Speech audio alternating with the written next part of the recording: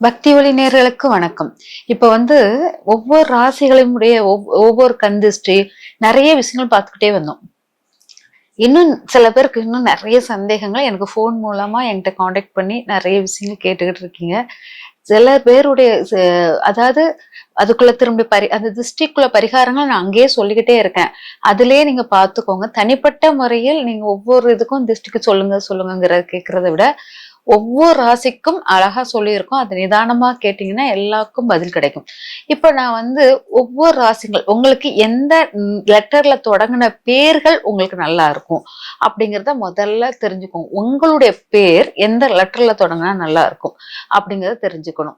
ஏன்னா எப்பவுமே நம்மளுக்கு இந்த 10ஆம் பாவம் போன ஜென்ம கொடுப்பினைகள் கொடுக்கிறது. போன ஜென்மத்தில் நம்மளுக்கு செய்ததை திருப்பி கொடுக்கக்கூடியதை 10ஆம் பாவம் சொல்லும். அதனால எப்பவுமே 10ஆம் பாவத்துக்குள்ள எழுத்துக்கள் உங்க ராசியில இருந்து 10ஆம் பாவத்துக்குள்ளதை எடுத்தா உங்களுடைய கொடுப்பனைகள் உங்களுக்கு தெரிஞ்சிரும். அதனால உங்களுடைய ராசியில இருந்து எண்ணிக்கோங்க. அதுல இருந்து 10ஆம் பாவம் எடுத்துக்கோங்க. இல்லாட்டா லக்னத்துல இருந்து 10ஆம் பாவம் எடுத்துக்கோங்க. ராசியில இருந்து 10ஆம் பாவம் நான் எடுத்துட்டு வந்திருக்கேன். இந்த ராசியில இருந்து 10ஆம் பாவம்ங்கிறது மேச ராசி. மேச ராசிக்காரர்களுக்கு 10ஆம் பாவமான மகர ராசிக்கு எந்தெந்த எழுத்துக்கள் அவங்களுக்கு நேமா வச்சா நல்லா இருக்கும் அப்படின்னா பி ஓ ஜே ஜெயா அப்படிங்கறதெல்லாம் வருது இல்லையா?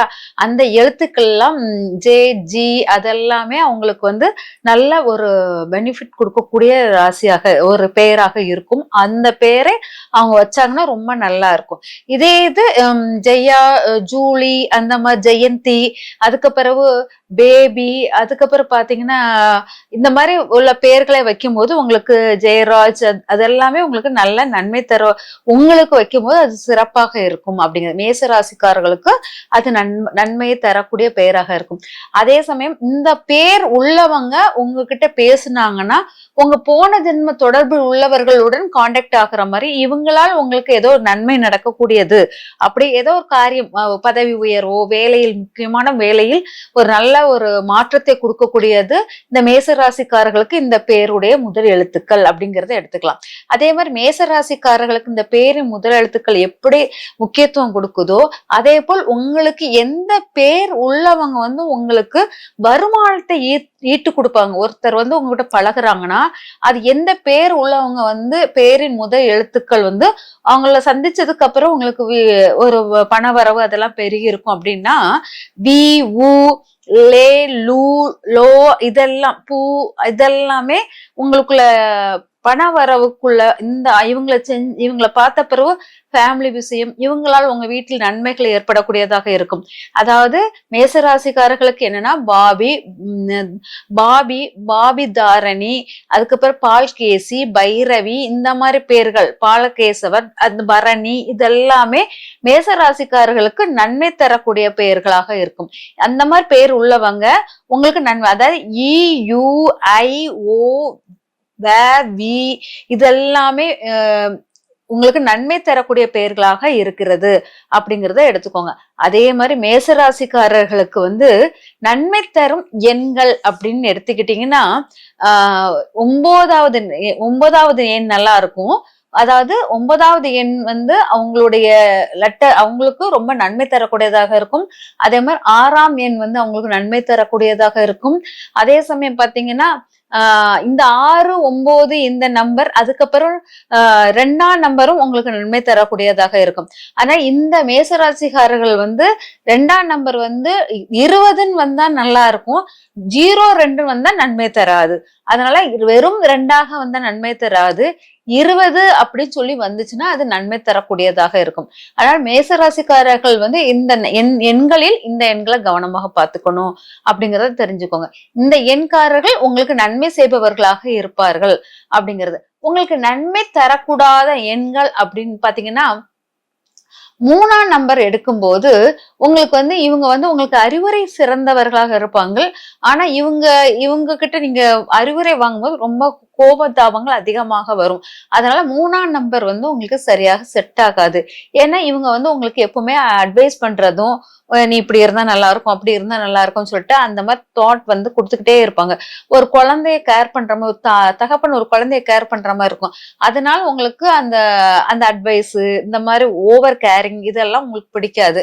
அதனால இந்த 3ஆம் எண்காரங்க வந்து அந்த மாதிரி ஆக்டிவிட்டி பண்றதுனால அது உங்களோட செட் ஆகாது அப்படிங்கிறத எடுத்துக்கலாம். இது போக நம்மளுக்கு 8ஆம் நம்பர் உங்களுக்கு செட் ஆகாது. 8ஆம் நம்பரும் உங்களுடன் ஒத்து வராது. அதே சமயம் 5ஆம் நம்பரும் உங்களுடன் செட் ஆகாது. அதனால மேசராசிக்காரர்கள் வந்து இந்த நம்பர்கள் உள்ளவங்களை மிக கவனமாக பழக்கங்கள் பண்ணணும். அதே மாதிரி இந்த நம்பர்ல உள்ள மணி டிரான்ஸ்பர் பண்றது, இந்த உங்களுக்கு நன்மை தரும் எண்களின் கூட்டுக்களை வந்து மணி டிரான்ஸ்பர் பண்ணுங்க. கெடுதல் கொடுக்கக்கூடிய நம்பர் வந்து நீங்க மணி டிரான்ஸ்பர் பண்ணுவதை தவிர்த்து கொள்ளுங்க அப்படிங்கிறத எடுத்துக்கோங்க.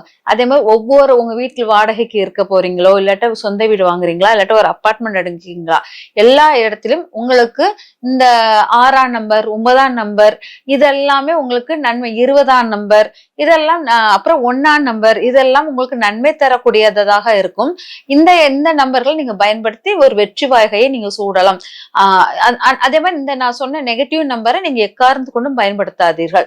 அதுக்கப்புறம் பாத்தீங்கன்னா உங்களுக்கு விரயமாகக்கூடிய பேர் லெட்டர் வந்து இந்த லெட்டர்காரங்க என் கூட சேர்ந்தாங்க, என் பணம் ஃபுல்லா வேஸ்டா போச்சு.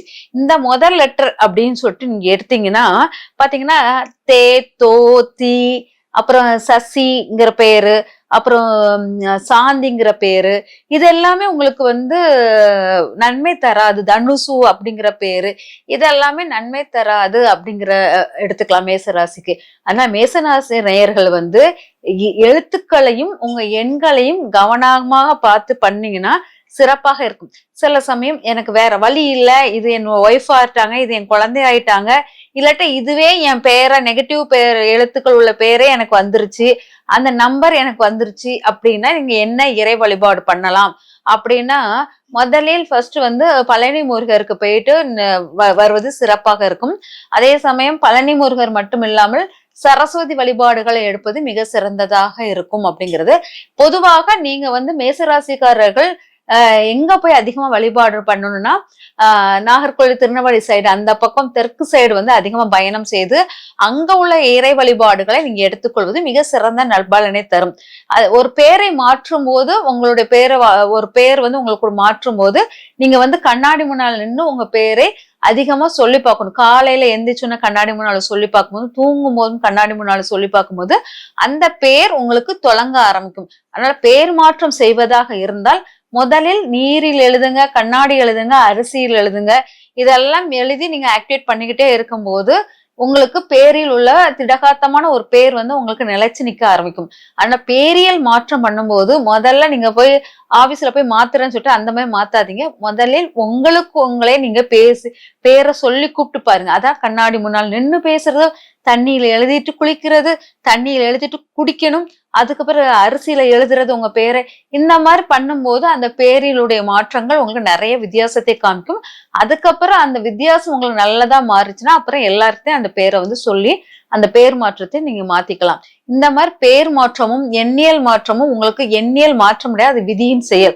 ஆனா எண்ணியலுக்குள்ளதை கணக்கு பண்ணி உங்க பேருக்குள்ள எண்ணை எழுத்து கூட்டி பார்த்து அந்த எண்ணும் உங்களுக்கு கரெக்டா வந்துச்சுன்னா, அதாவது நான் சொன்ன லக்கி நம்பரை வந்து நீங்க எடுத்து வந்துச்சுன்னா அது உங்களுக்கு சிறந்ததாக இருக்கும். அதனால எண்ணும் பேரும் சேர்ந்து கரெக்டா ஒருத்தர் வந்து ஹேண்டில் பண்ணிட்டாங்கன்னா வாழ்க்கையின் வெற்றியை அடையலாம். நன்றி, வணக்கம்.